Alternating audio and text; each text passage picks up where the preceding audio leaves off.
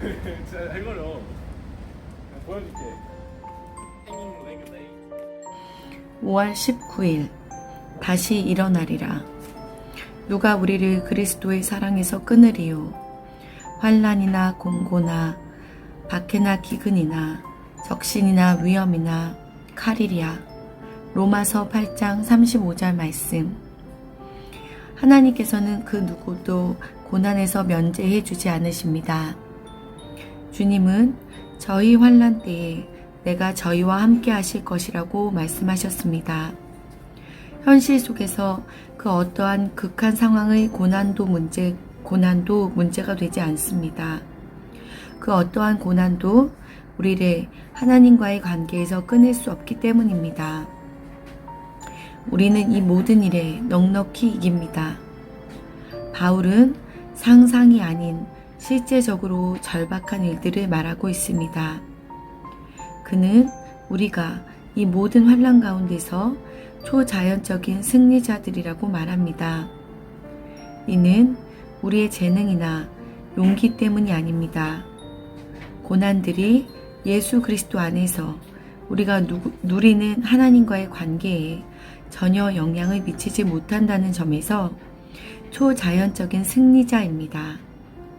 상황이 어떠하든 우리가 처한 그 상황이 바로 우리가 있어야 하는 상황입니다. 그런데 안타깝게도 자신이 처한 상황에 대해 못마땅해 하는 그리스도인들이 너무 많습니다. 환난은 결코 고상한 것이 아닙니다. 그러나 곰핍, 조롱, 피곤함 등의 환난이 있으면 그냥 두십시오. 그러한 환난이 하나님의 사랑으로부터 우리를 떼어놓을 수 없습니다. 절대로 세상 염려와 환난 때문에 하나님께서 당신을 사랑한다는 사실을 의심하지 마십시오. 모든 사람들이 하나님의 사랑은 거짓말이요, 공의 같은 것은 이 세상에 없다고 말할 때 당신은 하나님의 사랑으로 인내할 수 있습니까? 굶어 죽는 상황에서도 하나님의 사랑을 믿을 뿐 아니라 그 상황을 넉넉히 이길 수 있습니까? 예수 그리스도가 사기꾼이어서 바울이 현혹된 것입니까?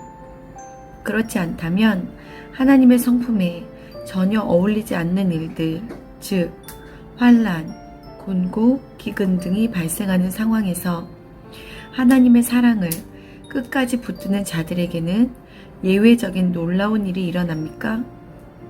논리적으로는 이러한 일을 설명할 수 없습니다.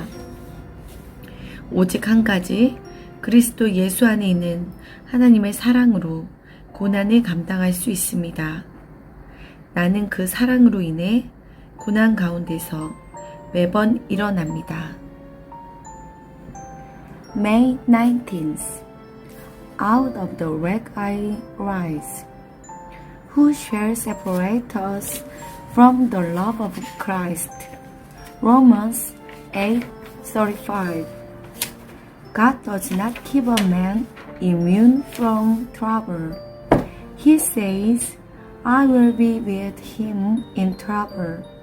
It does not matter what actual troubles in the most extreme form get hold of a man's life. Not one of them can separate him from his relationship to God. We are more than conquerors in all these things. Paul is not talking of imaginary things, but of things that are disparatingly actual. And he says we are super victors in the midst of them, not by our ingenuity, or by our courage, or by anything other than the fact that not one of them affect our relationship to God in Jesus Christ. Rightly or wrongly, we are where we are, exactly in the condition we are in. I'm sorry for the Christian who has not something in his circumstances he wishes was not there. Share tribulation. Tribulation is never another thing.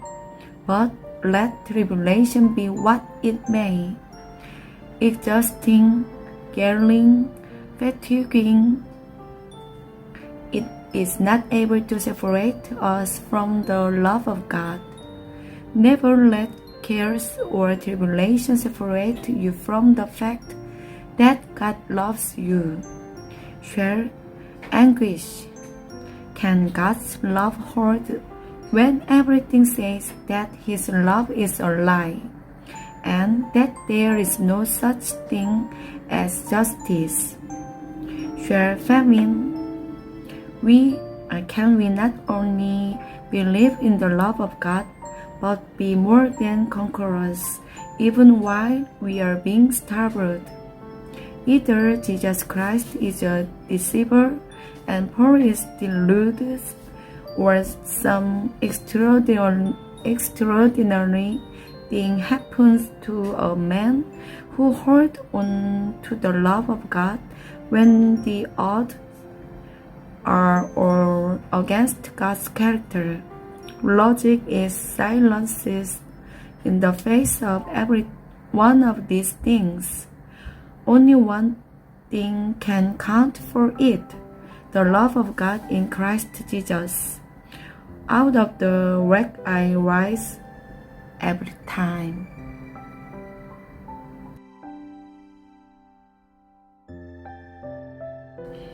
(5월 20일) 기분에 굴복하지 마십시오.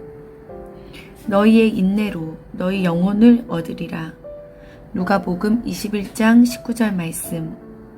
사람이 거듭나면 과거와는 달리 한동안 생각과 논리에 확고하지 못합니다. 우리는 그리스도의 마음을 형성하기 위해 새 생명을 표현해야 합니다. 인내함으로 내 영혼을 얻으라.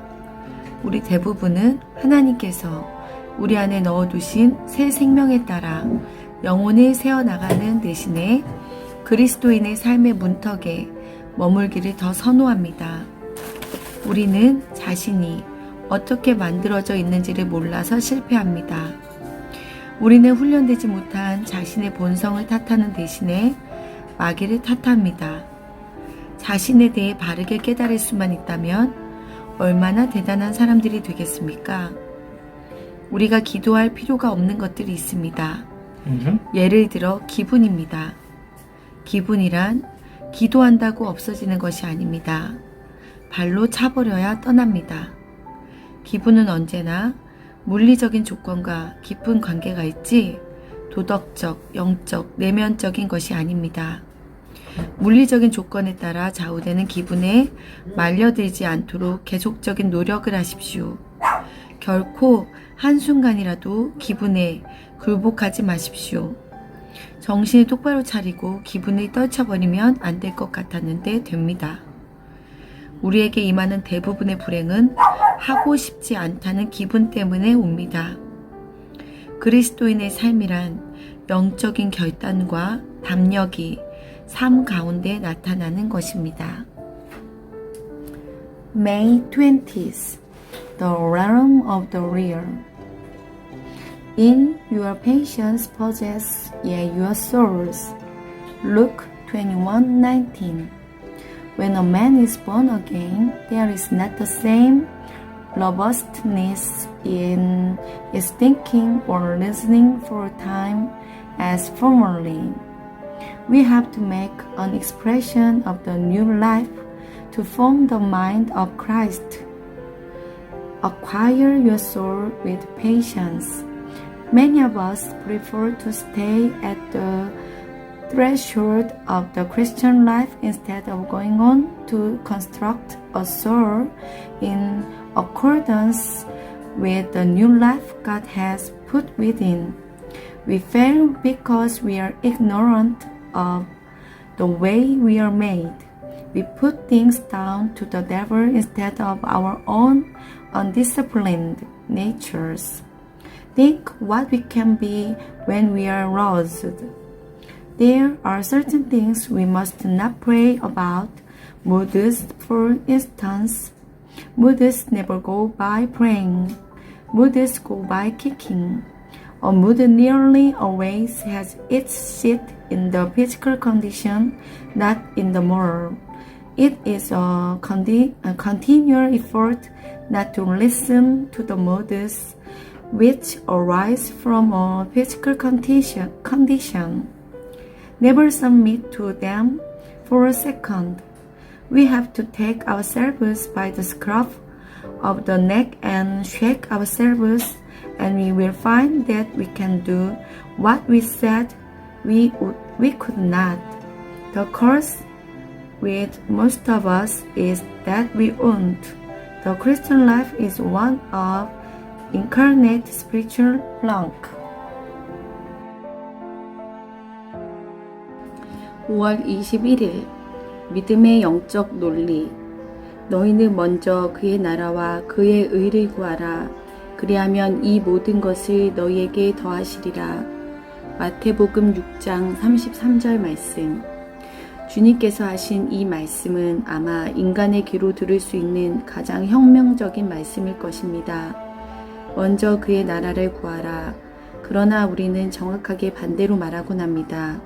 심지어 가장 영적인 사람들마저도 그러나 내가 살아야 해, 돈이 많아야 해, 옷도 필요하고 먹고 살 것이 필요해 라고 말합니다. 우리의 가장 큰 관심은 하나님의 나라가 아니라 어떻게 하면 내가 사느냐 하는 것입니다. 그러나 예수님께서는 그 순서를 반대로 만드십니다.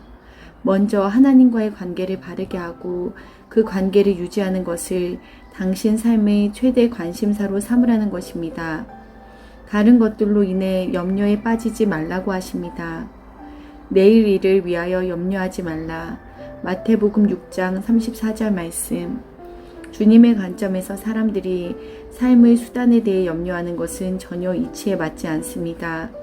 예수님은 아무것도 생각하지 않는 자가 복이 있다고 말씀하시는 것이 아닙니다.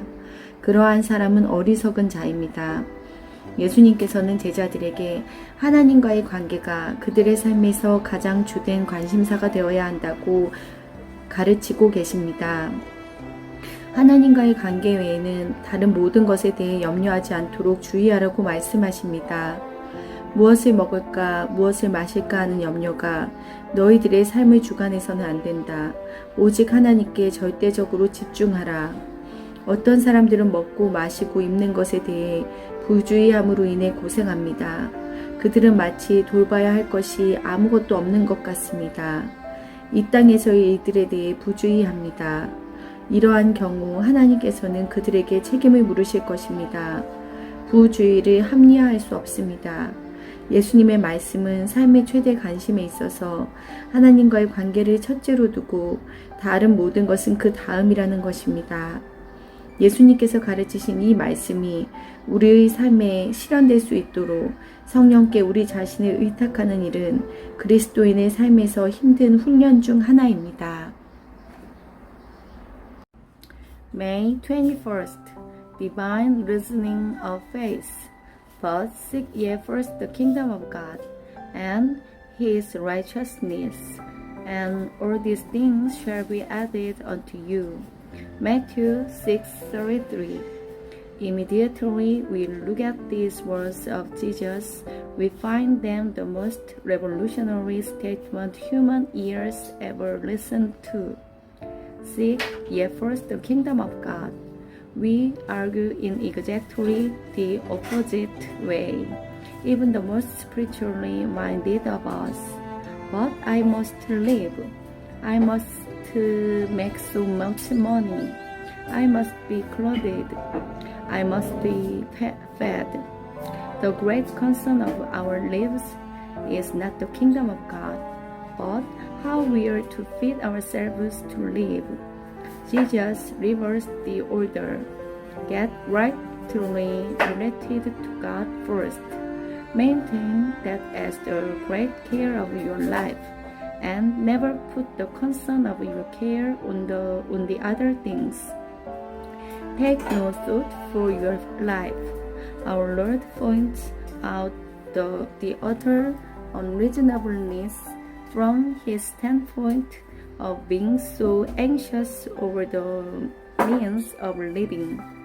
Jesus is not saying that the man who takes thought for nothing is blessed. That man is a fool. Jesus taught that this fool has to make his relationship to God the dominating concentration of his life, and to be careless about everything else in comparison to that. Jesus is saying, don't make the ruling factor of your life when you shall eat and when you shall drink, but be concentrated absolutely on God. Some people are careless over what they eat and drink, and they suffer for it. They are careless about what they wear, and they look as they have no business to look. They are careless about their earthly affairs, and God holds them responsible. Jesus is saying that the great care of their life is to put the relationship to God first and everything else second. It is one of the severest discipline of the Christian life to allow the Holy Spirit to bring us into harmony with the teaching of Jesus in these verses. 5월 22일, 이제 설명이 됩니다. 아버지께서 내 안에, 내가 아버지 안에 있는 것 같이 그들도 다 하나가 되어 우리 안에 있게 하사. 요한복음 17장 21절 말씀. 당신이 지금 외롭다면 요한복음 17장을 읽어보십시오. 그러면 당신이 지금 처한 상황을 분명하게 알게 될 것입니다. 예수님께서는 그분이 아버지와 하나인 것 같이 당신이 아버지와 하나 되기를 기도하셨습니다. 당신은 하나님께서 그 기도를 응답하시도록 돕고 있습니까? 아니면 당신의 삶에 다른 목적이 있습니까? 제자가 된 이후로 당신은 예전처럼 자기 마음대로 살 수 없습니다. 하나님의 목적은 우리의 기도에 응답하시는 것이 아니라 우리의 기도를 통해 하나님의 마음을 분별하도록 만드시는 것입니다. 하나님께서 반드시 응답하셔야 하는 기도가 있습니다. 그 기도는 예수님의 기도입니다. 우리가 하나인 것 같이 저희도 하나 되게 하소서. 요한복음 17장 21절 말씀. 이 기도의 내용처럼 우리는 예수 그리스도와 가까운 관계입니까? 하나님은 우리의 계획에는 관심이 없으십니다. 그분은 내가 사랑하는 일을 잃은 고통, 어려움, 실패를 이기길 원하느냐? 라고 묻지 않으십니다. 주님께서는 이러한 모든 일들을 주님 자신의 목적을 위해 허락하십니다.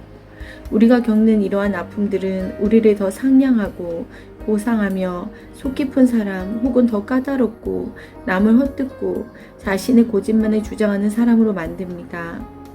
우리가 겪는 일들을 통해 우리는 성자 혹은 악마가 됩니다. 이는 철저하게 우리가 하나님과 맺고 있는 관계에 달려 있습니다. 만일 주의 뜻이 이루어지다라고 기도하면 우리는 요한복음 17장에서 위로를 받게 됩니다. 그 위로는 우리 아버지께서 그분의 지혜에 따라 일하고 계심을 아는 데에서 옵니다. 하나님의 뜻을 알면 우리는 비판적이거나 냉소적인 사람이 되지 않을 것입니다.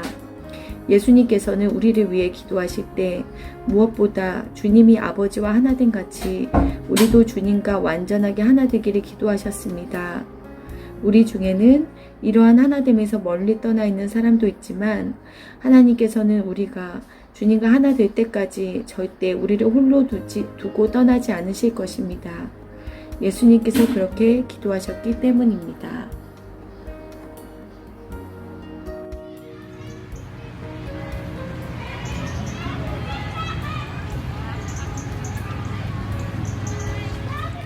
May 22nd. Now this explains it, that they all may be one, as the Father art in me, and I in thee, that they also may be one in us. John 17:21. If you are going through a solitary way, read John 17. It will explain exactly why you are where you are. Jesus has prayed that you may be one with the Father as He is. Are you helping God to answer that prayer? Or have you some other end for your life?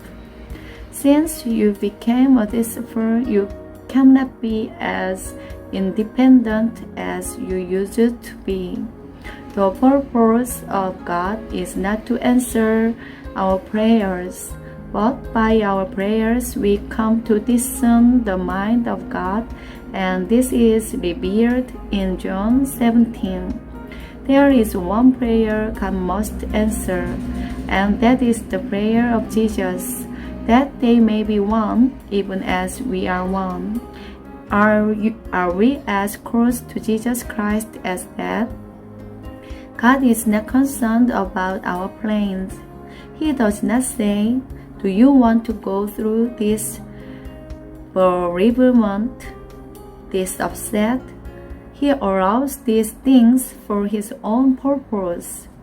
The things we are going through are either making us sweeter, better, nobler men and women, or they are making us more captious and fault-finding, more insistent upon our own way.